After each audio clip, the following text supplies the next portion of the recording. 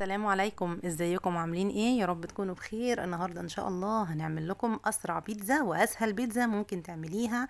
يعني عايزه اقولك ان هي هتبقى خلاص ادمان بالنسبه لك. ليه؟ لان هي ما فيهاش بقى ولا وجع ايد من العجن، ولا ان احنا هنستنى انها تخمر. لا، هنعمل كل المحتويات في الخلاط. البيتزا بتاعتنا النهارده بيتزا مختلفه شويه، كل محتوياتها في الخلاط. يلا بينا نبدا بسم الله، ونجيب شفشق الخلاط كده ونحط بيضايه في الشفشق، وبعد كده نص معلقه كده من الملح، وعليها كمان نص معلقة من الثوم والبصل البودر، وعليهم كمان معلقة الا ربع كده من السكر، وكمان عليهم معلقة كبيرة من الخل، واربع معالق من الزيت، وهنحط عليهم كمان نص مج من الحليب، وكمان نص مج من المية، وهنضربهم كلهم في الخلاط مع بعض لحد ما يعمل لي الفوليوم اللي قدامك ده.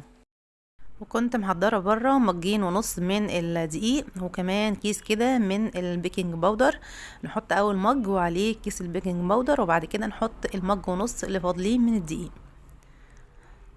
حطينا اهو المج، وبعد كده نحط نص مج كمان، وهنضرب كل المحتويات دي كده في الخلاط مع بعض لحد ما العجينة تكون زي ما انتوا شايفين كده سايله خالص. وخلاص كده كل المحتويات تجانست مع بعضها بالشكل ده.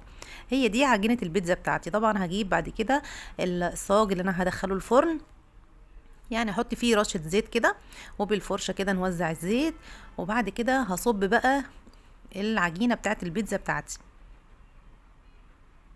بصوا ما شاء الله سايله جدا، وعايزه اقول لكم النتيجه بتاعتها هتبقى حلوه جدا، هتشوفوها ان شاء الله. هنوزع بقى كده العجينه كويس جدا، وعشان اطلع كل الهواء اللي فيها جبت خله كده خشب، وبدات ان انا امشي كده يعني زجزاج كده في الصاج كله، يعني عكس بعضه زي ما انتوا شايفين كده. وهخبطها خبطتين في الارض كده علشان اطلع الهواء كله وادخلها على الفرن. هتقعد في الفرن 5 دقايق بس وهطلعها. بالنسبه بقى لحشوه البيتزا، كان عندي سلامي طلعته وبدأت ان انا اقطعه قطع صغيرة كده. وكمان عندنا فلفل وطماطم، قطعنا كله شرايح كده زي ما انتوا شايفين. طبعا في عندي فلفل الوان، وفي فلفل حامي، وعندي كمان يعني حبيتين من الطماطم. طبعا حشوة البيتزا حاجة ترجع لك انت، عندك مثلا لانشون ممكن تحطيه، عندك بواقي لحمة او فراخ، عندك جبن، بس دي حاجة ترجع لكم برضو. وطبعا عجينة البيتزا دخلناها الفرن 5 دقايق بس، وهنطلعها على طول علشان لو سبناها في الفرن اكتر من كده هتعلى وتبقى عاملة زي الكيكة. بالنسبة بقى للصلصة بتاعت البيتزا، عندي كده معلقتين من الصلصة اللي هي العلب، وعليها بقى معلقتين من الزيت ومعلقة زعتر، وخلاص كده كده عملنا صلصة البيتزا اهو. وطلعنا كمان عجينة البيتزا من الفرن بعد ما خلاص اتشمعت اهو زي ما انتوا شايفين. طبعا ما اديتهاش فرصه ان هي تعلى قوي. هننزل كده صلصه البيتزا على وشها، هنحط طبعا كل الكميه، وبالفرشه كده نوزعها. وبعد كده هنجيب بقى المحتويات اللي احنا قطعناها مع بعض دلوقتي. هنجيب الفلفل ونبدا ان احنا نوزعه كده على وش البيتزا بتاعتنا.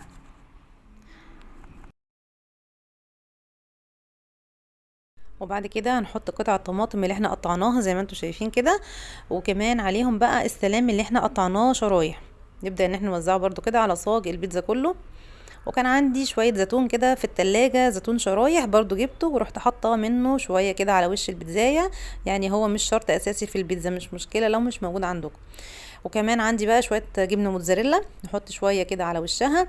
ولو ما عندكيش ممكن لو عندك كام شريحه جبنه رومي قطعيها حطيها على وشها برضو هتديكي طعم حلو، او شيدر، اي نوع جبنه بقى عندك ممكن تحطيه على وش البيتزايه حطيه، ودخلي على طول على الفرن. هتدخل الفرن وهتطلع بالشكل التحفه اللي انتوا هتشوفوه دلوقتي.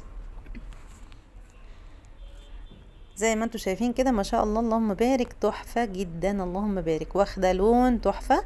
بصوا ما شاء الله، غير كده طرية جدا ومستوية، وكمان ولا هي تخينة قوي وسميكة تزهق في الاكل، ولا هي بقى رفيعة قوي برضو. بصوا ما شاء الله سمكها حلو جدا، وواخدة لون جميل من تحت. بصوا ما شاء الله، احلى بيتزا عملتها فعلا، ولادي انبهروا عليها، كانت طعمها تحفة اللهم بارك. دي كانت وصفتنا النهارده لبيتزا الخلاط السايله، اسرع بيتزا من غير ولا عجن، ولا هتوجعي ايديكي من كتر العجن، ولا هتسيبيها تخمر بقى بالساعه والساعتين. لا، هتعمليها على طول في الخلاط ودخلي الفرن وكلي احلى بيتزا. ودي كانت وصفتنا النهارده، اتمنى تكون عجبتكم. متنسوش بقى اللايك والاشتراك في القناه علشان يوصلكم الفيديو اللي جاي ان شاء الله، واشوفكم على خير، والسلام عليكم.